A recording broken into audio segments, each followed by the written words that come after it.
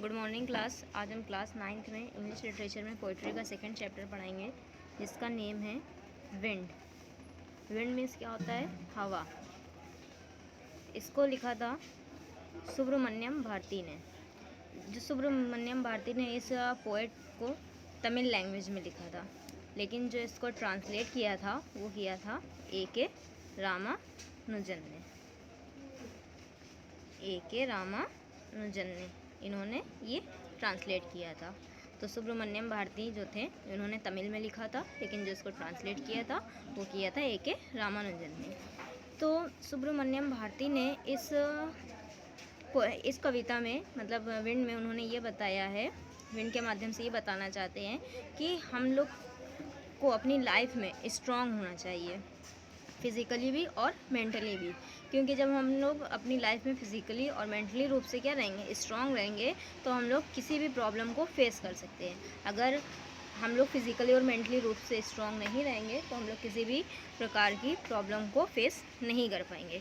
आइए इसके स्टैंजा देखते हैं। फर्स्ट स्टैंजा है, wind come softly, don't break the shutter of the windows, don't scatter the paper, don't throw down the books of the shelf। यहाँ पर जो poet हैं सुब्रमण्यम भारती, वो कहते हैं कि विंड कम सॉफ्टली, यानी विंड तुम बहुत धीमे से आना, यानी हवा तुम बहुत धीमे से आना। Don't break shutter of the window, यानी तुम इतनी तेज़ी से आती हो कि तुम्हारे आने से क्या होती है कि जो विंडो के शटर होते हैं वो टूट जाते हैं। तो तुम इतनी धीमे से आना कि विंडो के शटर क्या हो, टूटे नहीं। डोंट स्कैटर द पेपर, और जो पेपर हैं वो इधर उधर बिखर जाते हैं, वो भी पूरी तरह से इधर उधर बिखरे नहीं। Don't throw down the books on the shelf, और तुम्हारे आने से क्या होता है, जो सेल्फ की किताबें होती हैं वो सब गिर जाती है। तो तुम इतनी धीमे से आना कि तुम्हारे आने से सारी किताबें गिरे नहीं। Stanza second, there look what you did, they throw them all down, you tore the page of the books, you brought rain again। यानी यहाँ पर पोएट कहते हैं कि there look what you did, यानी वो कहते हैं हवा से, देखो तुम इतनी तेज़ी से आई कि तुमने what you did, यानी तुमने देखो क्या किया। you throw them all down, यानी तुम्हारे आने से सारी चीज़ें नीचे गिर गई। you tore the pages of the book, और जो सारी किताब के पेज थे वो पूरी तरह से क्या हो गए, फट गए। यू ब्राउट ट्रेन अगेन, और तुम इतनी तेज़ी से आई कि तुम्हारे साथ बादल भी आए, जिसके कारण क्या होने लगी, वर्षा, दोबारा से वर्षा होने लगी। Stanza third, you are very clever at poking fun at weakling frail, crumbling houses, crumbling doors, crumbling rafters, crumbling woods, crumbling bodies, crumbling leaves, crumbling hearts, the wind god winnows and crushes them all। यानी वो सुब्रमण्यम भारती कहते हैं कि you were very clever, यानी कहते हैं कि तुम देखो कितनी चालाक हो, at poking fun at weakling, यानी जो लोग, वीकलिंग माने क्या होता है, कमज़ोर, यानी जो लोग कमज़ोर होते हैं। कुकिंग माने होता है यानी किसी का मजाक उड़ाना, यानी तुम इतनी तेज़ी से आई कि जो लोग कमज़ोर होते हैं तुम उनका मजाक उड़ाने लगी। यानी दूसरे अर्थ में कह सकते हैं कि जो प्रॉब्लम है, अगर जो लोग कमज़ोर होंगे, अगर प्रॉब्लम उनको आएगी तो वो फेस करने में उनको प्रॉब्लम होगी। तो वही चीज़ है कि वो हवा से कहते हैं कि तुम कितनी चालाक हो कि तुम इतनी तेज़ी से आई कि जो कमज़ोर लोग थे तुम उनका मजाक उड़ाने लगी। Frail crumbling houses, crumbling doors, crumbling rafters, crumbling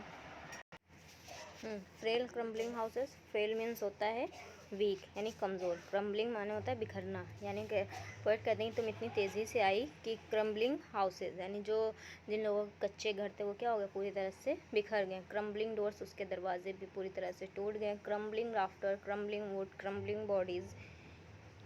crumbling rafter means होता है यानी जो बीम जिसे बोलते हैं, यानी जो नींव होती है, यानी वो बोलते हैं कि अगर नींव क्या होगी, कमज़ोर होगी, तो वो क्या होगा, पूरी तरह से घर बर्बाद हो जाएगा।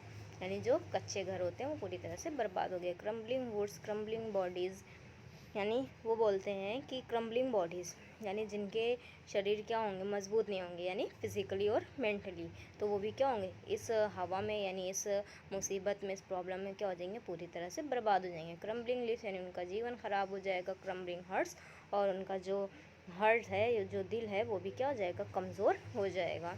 The wind god winnows the crushes them all, the wind goes winnows, winnows माने एक टेक्निक होती है, ठीक है। टेक्निक क्या होती है, जिससे क्या होता है, जो गेहूँ होता है, कभी आप लोगों ने देखा होगा तो गेहूँ को क्या कहता है, उस शेप दिया जाता है, मतलब जैसे कि छन्ना टाइप होता है तो उसे झाड़ा जाता है, तो जो उसका कूड़ा होता है वो नीचे गिर जाता है, ठीक है, और गेहूँ उससे अलग हो जाता है। तो वही चीज़ है यहाँ पर। तो विंड गॉड, जैसे विंड गॉड यानी हवा के देवता, हवा के देवता जैसे अग्नि देवता होते हैं, ठीक है, जल देवता होते हैं, पवन देवता होते हैं, वैसे ही यहाँ पर बोला गया विंड गॉड, यानी वो कहते हैं कि हवा के देवता विनोज एंड क्रशेस देम ऑल, यानी वो कहते हैं कि जो टेक्निक होती है जिससे क्या होता है, फूड ग्रेन को क्या किया जाता है, शेप दिया जाता है। Crushes them all, crushes them all यानी उससे सारी धूल, जो कण होते हैं वो अलग हो जाते हैं, और जो पार्ट हमें कंज्यूम करना होता है वो हमें कंज्यूम हो जाता है। तो वही चीज़ यहाँ पर बताई गई है कि अगर हम मज़बूत नहीं रहेंगे, अगर हम लोग कमज़ोर रहेंगे, तो हमारे सामने अगर प्रॉब्लम आएगी, अचानक कोई प्रॉब्लम आ जाती है, तो हम लोग उसको फेस नहीं कर पाएंगे। इसलिए हमें क्या होना चाहिए, फिज़िकली और मेंटली रूप से स्ट्रांग होना चाहिए। आइए स्टैंजा 4 देखते हैं। You won't do what you tell him, so come, let's build strong homes, let's join the doors firmly, practice to form the body, make the heart steadfast, do this and wind will be friend with us। तो यहाँ पे poet कहते हैं you won't do what you tell him, you won't, यानी यहाँ पर poet कहते हैं कि तुम्हें ये नहीं बताना होगा कि उसे क्या करना चाहिए और क्या नहीं करना चाहिए। So come let's build strong home, इसलिए हमें अपने ही घर को क्या करना चाहिए, मजबूत बनाना चाहिए। Let's join the doors firmly, यानी हमें उसके डोर को मजबूत बनाना चाहिए। प्रैक्टिस टू फॉर्म बॉडी, यानी हमें अपने शरीर को क्या करना चाहिए, मजबूत बनाना चाहिए। मेक द हार्ट स्टीडफास्ट, और हमें अपने हृदय को यानी अपने दिल को भी मजबूत बनाना चाहिए। Do this and winds will be with friends with us, यानी जब हम लोग ऐसा करेंगे तो हवा से हम लोग की क्या हो जाएगी, फ्रेंडशिप हो जाएगी। तो वही चीज़ यहाँ पर बताई गई है कि अगर हम लोग प्रॉब्लम जब आएगी तो हम लोग ये नहीं कहेंगे कि तुम्हें मेरे पास आना चाहिए, कि तुम्हें मेरे पास नहीं आना चाहिए, बल्कि अगर प्रॉब्लम आएगी, अगर हम लोग मजबूत हैं फिज़िकली भी मेंटली भी, हमारा हार्ट क्या है, मजबूत है, हमारी बॉडी मजबूत है, तो हम लोग उसको फेस करने में हम लोग को किसी भी प्रकार की प्रॉब्लम नहीं होगी, ठीक है। क्यों नहीं होगी, क्योंकि हम लोग ये जान सकेंगे कि हमें उसे कैसे सॉल्व करना है। अगर हम लोग ऐसा करेंगे तो वो भी हमारी क्या बन जाएगी, फ्रेंड बन जाएगी, यानी हमें उसको सॉल्व करने में आसानी रहेगी। आइए स्टैंजा 5 देखते हैं। The wind blows out weak fires, he make strong fires roar and flourish, his friendship is good, we praise him every day.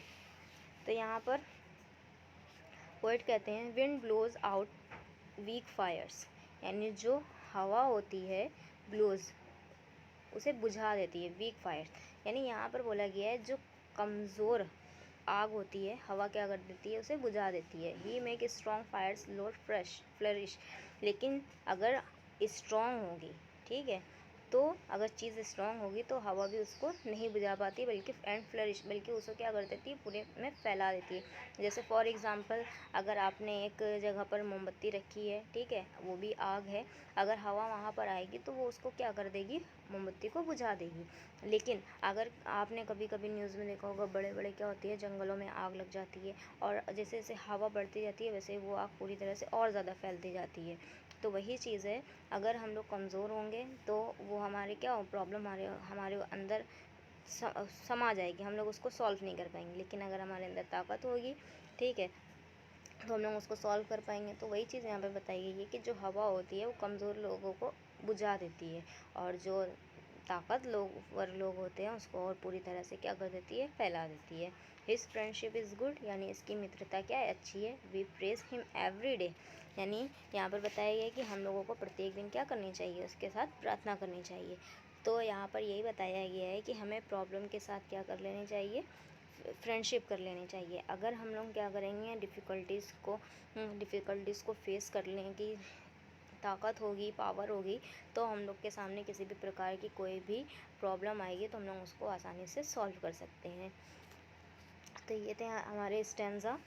अब हम लोग इसके देखते हैं क्वेश्चन आंसर।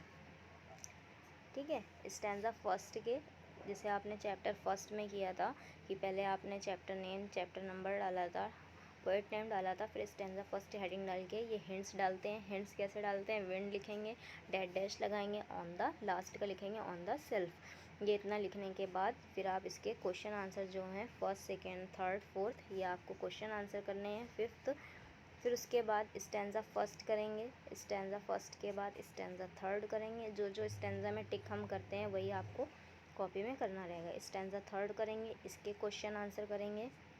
फिर उसके बाद स्टैंजा 5 करेंगे। ठीक है, स्टैंजा 5 करने के बाद ये आपका चैप्टर क्या हो जाएगा, कंप्लीट हो जाएगा। और आप लोग इसको लर्न करते हुए भी चलिए, आपके टेस्ट होंगे तो आपके ये टेस्ट में ये सारी चीज़ें आएंगी, तो अच्छे से तैयारी कीजिए टेस्ट की। ये आपका चैप्टर अब कंप्लीट होता है।